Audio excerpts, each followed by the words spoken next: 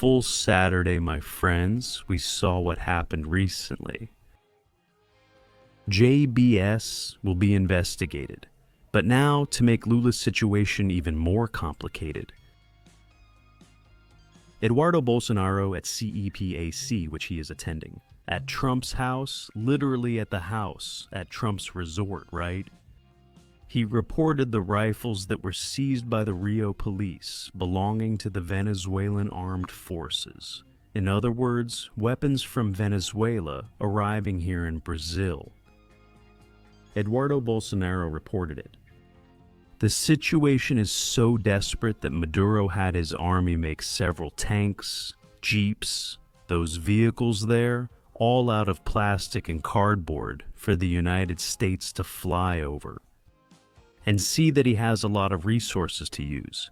Did they manage to catch these images? We're also going to show here that great character who ended the already flopped event. No one attended Gilmar Mendes' event in Argentina. The White House had access to everything. Gilmar is in Trump's notebook. Anna showed it here. Let's share everything here. The video is amazing. Hit the like button now. We'll share a lot of news this Saturday. There's a lot going on. Join our team and subscribe to our channel. I'm here before we begin. That American ship. Let's get the exact name here, so we don't say anything wrong, Gerald Ford, right? The United States ship Gerald Ford is already practically in Caribbean waters. It's already close. I think it arrives today, if it hasn't arrived already, right? A free Venezuela could mark the rebirth of Latin America, a new era of peace, prosperity, and hope. Look at that.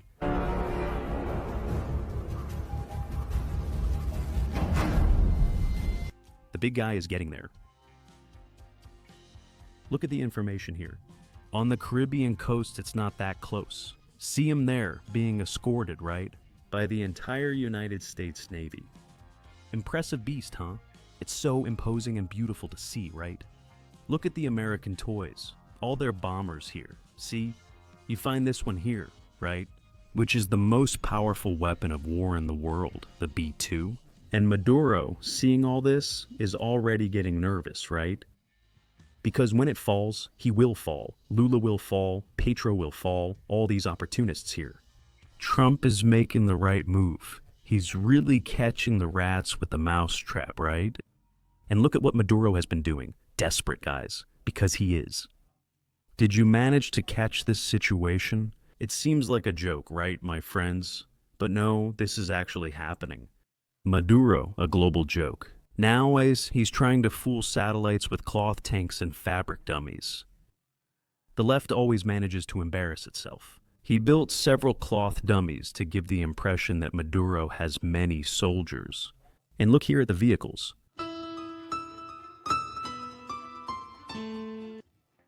This right here that you're seeing from the satellite above, it looks like they're vehicles, right? But they're not. He made these cloth vehicles to deceive the United States. See the cloth dummies here too? Look at this. To give the impression that they have a lot of people there with them, right? A lot of soldiers. It's all staged with cloth dummies. None of this is real. China uses this often. I've mentioned it before. China builds massive tanks and bombs, even though they don't really have them. There's absolutely nothing real about that. It's all just metal. It's all just metal. People who've been to China, like Lacombe, who's visited several times, have reported this. They build those things. We see those fountains in Tiananmen Square. Oh my God. How many things does China have? When the time comes, when people go to see it for themselves. There. It's all tin, all empty, all hollow inside. It's just like a shell. That was used a lot already in World War II. England did that to fool Hitler. If I'm not mistaken, I think it was General Patton, a great figure in the American Army, who was responsible for that. He was assigned to the mission in World War II while he was in England. They had several tanks, vehicles, and such built, but they were all inflatable. So, from above, for anyone looking, when the German army flew over, it looked like there were thousands and thousands of war vehicles, but it wasn't. They were all inflatable. He was there in England while the American Naval Corps, another part of the American Army, was invading France through Normandy. Thankfully, everything worked out, and today the world situation is different. Because if that evil man had won the Second World War, today we would be in trouble. I don't even know if the world would exist. But anyway. I mentioned this news here a few days ago. Operation in Rio seized Venezuelan rifles. This is serious. These rifles belong to the Venezuelan armed forces. They belong to Venezuela and were handed over to the traffickers. For these individuals, that's why Ignacio absolutely doesn't want them to be labeled as tourists. He doesn't want that. Desperate. Eduardo Bolsonaro is in the United States, right? He's at Trump's house at Conservative Political Action Conference, which is being held there. And he made a statement there in the United States.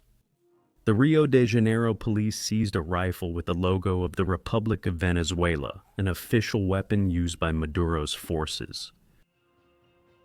The United States should keep a close eye on this. In other words, Maduro is supplying weapons. Let's see here for Lula's little friends. Yeah, so when discussing Lula in Latin America, the real danger involves Trotskyists and cartels, which is bigger than expected. Sometimes people don't know from the past how powerful the cartels are in Brazil. Isn't this just an issue for Colombia, Venezuela, or other Central American countries? In Brazil, we have a huge gross domestic product, which makes it easier for criminals to launder, that is, to clean their money. And we have a population of over 200 million people living in Brazil, which makes us a huge consumer market. So, for example, last week we had a huge operation in Rio de Janeiro that I really appreciated. The Trump administration congratulated our brave police officers and law enforcement agents in Brazil because, although some of them were killed, they also eliminated more than 100 criminals. One of the weapons seized, Mercy, had a logo, the official logo of the Republic of Venezuela. This shows that the connection between the cartels is the same connection between our presidents. And the last thing to mention about this is that a few weeks ago, Lula da Silva met with President Trump in Malaysia. He was being pressured by Petro and Maduro to defend Venezuela and prevent Trump from sending military forces against Venezuela. They're all in the same group called Folha de São Paulo. They're all friends and they all stay in power with money from the cartels. In Brazil, they're more professional than in Mexico, but it's still the same thing. They kill, launder money, and are deeply involved in politics. Why wouldn't they be in the Supreme Court? Because of Alexandre de Moraes. They go to Rio de Janeiro. Imagine a Supreme Court justice going to Rio de Janeiro to prevent the Rio de Janeiro government from sending the police into the favelas. It's so powerful, it ruins that place. Stop. By the way, the drugs will keep coming. Guys, realize how crucial Eduardo Bolsonaro is here. Let's remember that. He's among the few politicians who speak out, except for Geyer, of course, but I mean, let's suppose he's a candidate, right? Candidate. He'll be the only English speaker. The others can't speak Portuguese. He's just there, calm, right? Different, really different. But yes, reported. Imagine Trump finding out. He said here that Alexandre de Moraes went to Rio de Janeiro to prevent more operations from happening there. Claudio Castro doesn't even care. Claudio Castro doesn't even care. He realized that this needs to be done, okay? In fact, look, that's pretty cool. He was just there a little while ago. He's in São Paulo, right? Together with Tarcísio. He already announced at the beginning of the week that more operations are going to happen. They're going to happen in Rio de Janeiro. That's already a fact. We're watching. Criticism began only at the seventh-day mass for the police officers. More operations will follow. He was just now with Tarcísio. Look, I'll show you here. This morning, he was with Tarcísio. Look at this. Guys, I'm here in São Paulo today. I'm visiting a great friend here, Tarcísio de Freitas. I always say this, he's our quota of Flamengo fans in the São Paulo government right here. But my friend, brother, and role model has done a fantastic job here. I'm having the chance to grab some breakfast here at his house. Brother, thank you for the hospitality. Thank you for the opportunity and great conversations. He often discusses public safety. Claudio is working hard to transform Rio de Janeiro. Congratulations, Claudio. You always have our support. Thank you. Together, Rio, São Paulo, we stand against narco-terrorist groups. Take care. Very nice and very important. Both of them are working very firmly with the United States government.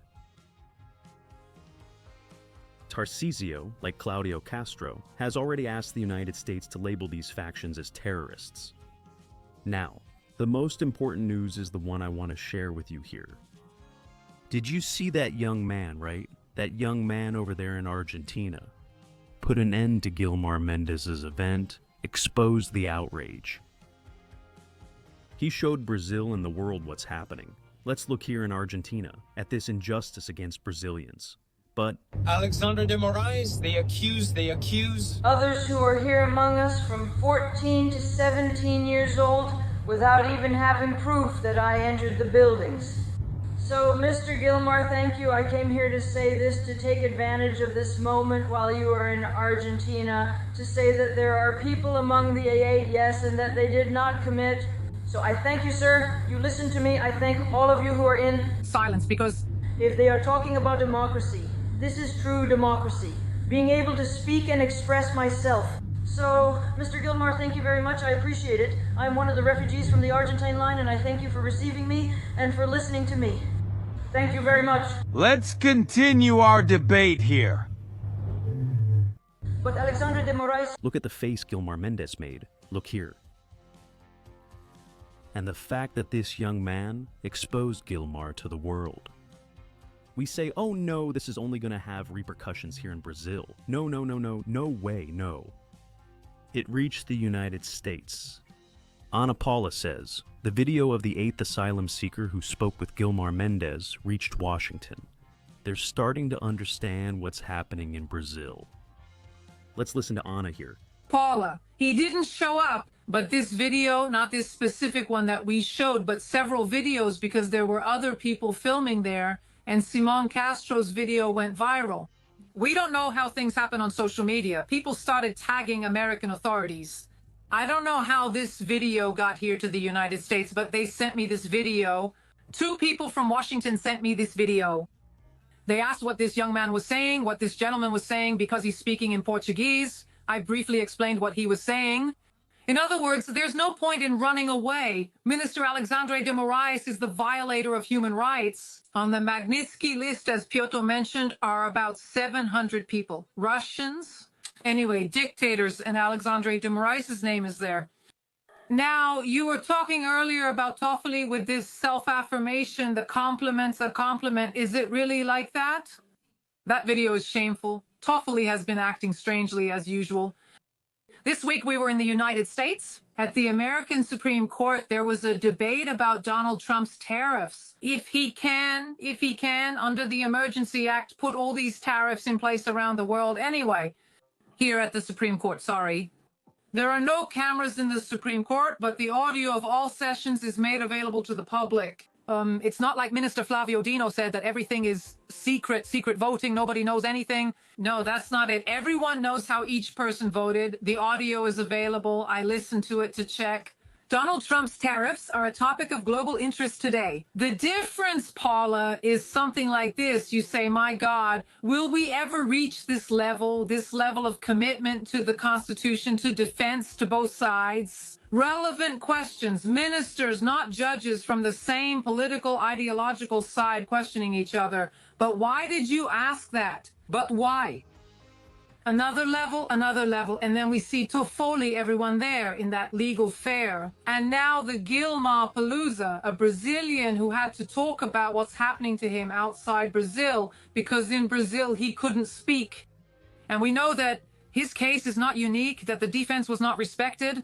How many times have we reported here that the defense had until midnight that day to... A real injustice, but it has already reached Trump's ears. Even Gilmar's event. Gilmar is on the list to happen. Look at how much happened on a Saturday. Share this video on WhatsApp, Telegram, Facebook, and like it. Subscribe to join our family. I'll return soon with more updates on the Pies of Philios channel.